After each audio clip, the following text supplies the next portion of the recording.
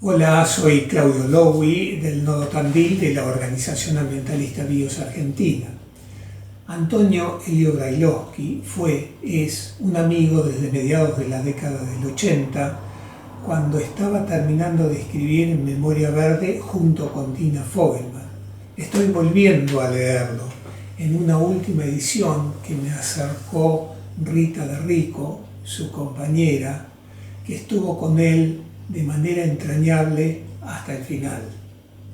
No quiero hablar de mis anécdotas con Antonio porque le estaría rindiendo homenaje a mis recuerdos y quiero rendirle homenaje a Antonio.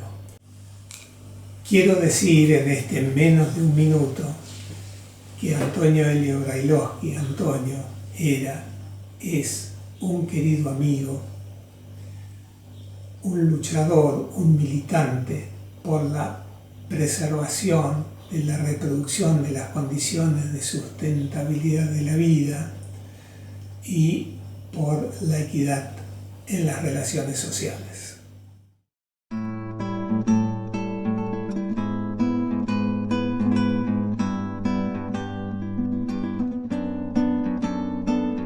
No debiera nunca dejar de hacerse recordatorio y homenaje de aquellas personas que en su paso por esta vida dejaron una huella. Y no solamente que dejaron una huella, sino, como en el caso del querido Antonio Brailovsky, abrieron un camino.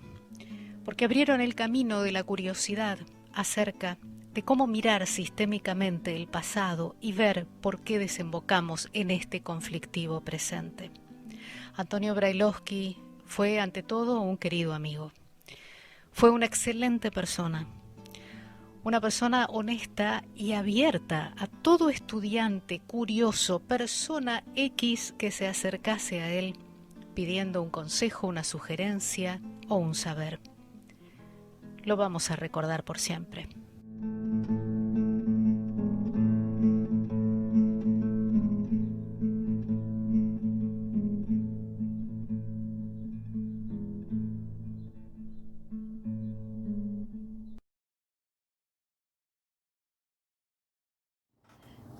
Hola, somos Teresa Gersbras y Andrés Gabor de la editorial Maipue.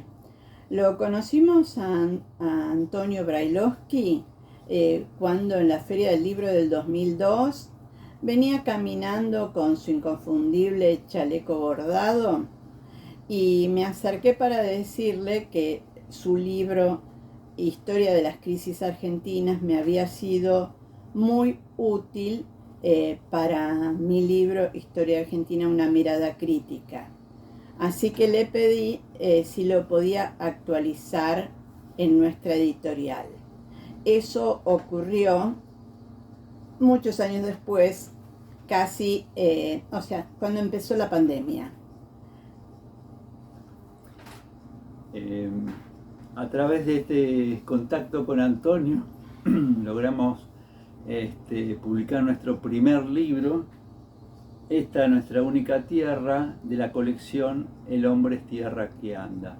Después sacamos varios títulos más de Antonio. Nuestro eterno agradecimiento a este gran y querido autor. Soy Norberto Pereira, Educadores Ambientales en Red. En primer lugar, diré que soy un tipo muy afortunado por haber podido conocer a Antonio en 1993 y que se convirtiera en uno de mis maestros y mentores en temas ambientales. Antonio fue quien me orientó para que estudiara gestión ambiental en el IFTS 22, lo que fue un hito muy importante para mi vida. Recuerdo haber compartido con Antonio sus conferencias y presentaciones de libros cuando yo estaba en la editorial Caicrón, pero lo más estimulante de todo lo que recuerdo es cuando me invitaba a colaborar en los encuentros de jóvenes ecologistas, primero desde la Defensoría y después en la Universidad de Belgrano. Era realmente muy bueno ver a los jóvenes de todo el país presentando proyectos para sus barrios y ciudades. Yo realmente estoy muy agradecido por conocer a Antonio, que me dispensara su amistad, y creo que tenemos el deber de seguir levantando sus banderas por un ambiente sano y un mundo mejor. Muchas gracias. Buenas tardes, mi nombre es Marcelo Serlingo, pertenezco a la Facultad de Ciencias Sociales de Olavarría, que depende de la Universidad del Centro de la provincia de Buenos Aires. Nosotros en la maestría en Antropología Social tuvimos el enorme lujo de tener a Antonio Brailovsky como docente en la materia Historia Ambiental. Empezó a trabajar con nosotros en el año 2016 y tuvimos muchos intercambios, además de sus clases enormemente enriquecedoras. ¿Qué puedo decir de ese proceso que duró hasta el final de su vida? Bueno, Antonio nos abrió la cabeza a todos a partir de su mirada que sintetizaba la relación entre la sociedad y la naturaleza y tuvimos la suerte de que desde el punto de vista conceptual nos diera una serie de herramientas para conocer mejor todo el entorno que nos rodeaba y hasta en un momento propuso hacer un libro colectivo que quedó plasmado finalmente, donde se recogen todas las contribuciones de los alumnos de la maestría. Su generosidad intelectual fue enorme y además de su claridad, su buen humor y por supuesto su actitud siempre militante. Lo extrañaremos eternamente. Agradecer la invitación a participar de este homenaje al querido maestro Antonio desde la Universidad Nacional de Cuyo, que él compartió con nosotros el saludo y la memoria. Nos invitan a recordar a través de este videito a Antonio y lo primero que aparece uno lo piensa y dice, bueno, Antonio como ensayista, como novelista, como escritor, como economista, básicamente como ambientalista profundo, así lo recibimos nosotros acá en nuestra cátedra en la universidad y realmente un tipo que hacía todas esas cosas pero de manera excelente, digamos, con aporte, con contenido, por lo tanto era un imprescindible. Por otro lado, lo recordamos acá en el sentido que nosotros con Alberto y Cristian en la cátedra dijimos, lo invitamos y al otro día ya estaba acá Antonio dando una charla, el agua como derecho humano, tomando todos los elementos, digamos, para abrir mentes acá en nuestra cátedra y en nuestra facultad. Así que básicamente en esta solicitud nosotros lo recordamos así, como un imprescindible y como un generoso.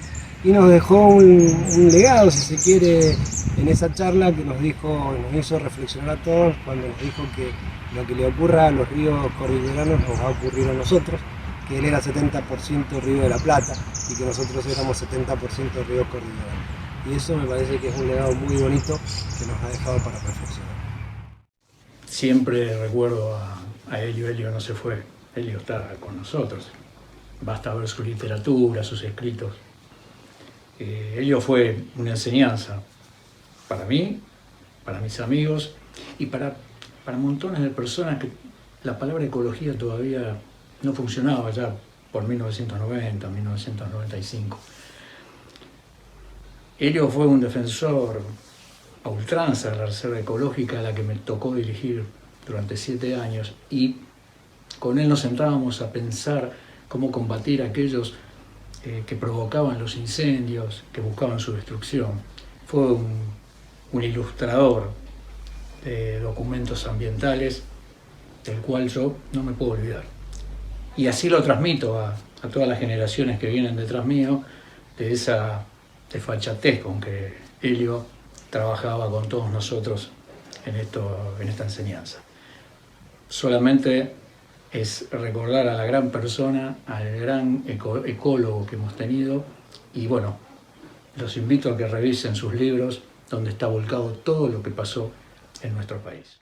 Mira, yo creo que ha habido un avance en la manera en que se nombran las cuestiones de educación ambiental, es decir, se plantea en la ley de educación ambiental todo el tema de la complejidad, todo el tema de la cuestión social, etcétera, etcétera, etcétera. Y finalmente, cuando se la baja a la realidad de las escuelas, se pone a los chicos a separar basura, a separar las cáscaras de banana de los diarios viejos, que es, por ejemplo, lo que se está haciendo en Ciudad de Buenos Aires. Lo que ha habido ha sido, como tantas veces, un desarrollo teórico que no se parece a la aplicación práctica. Y lo mismo ha pasado con la historia ambiental. Se habla mucho de historia ambiental, pero la mayor parte de los trabajos, estudios académicos, libros, etcétera, sobre historia ambiental, dicen cómo debería ser antes que plantearnos cuestiones de historia ambiental. El hecho de que haya bastante de historia ambiental de una mina en Brasil o de un salto como el de Tequendama en Colombia y demás, pero haya muy poco de procesos integrados y a escala nacional como Memoria Verde todavía casi no hay. Entonces, lo que necesitamos no es un detalle minucioso de qué pasó en un cierto lugar. ¿Qué sirve para que alguien haga su carrera académica? Que me parece legítimo, pero llega hasta ahí, a que saque 2 puntos más en el organismo científico en el que trabaja. Lo que necesitamos, como activistas ambientales, es la integración de los procesos ambientales con los procesos históricos del país respectivo. Y eso todavía no hay. Y obviamente, cuando se habla de educación ambiental, tampoco se habla demasiado de historia, ni ecológica ni ambiental.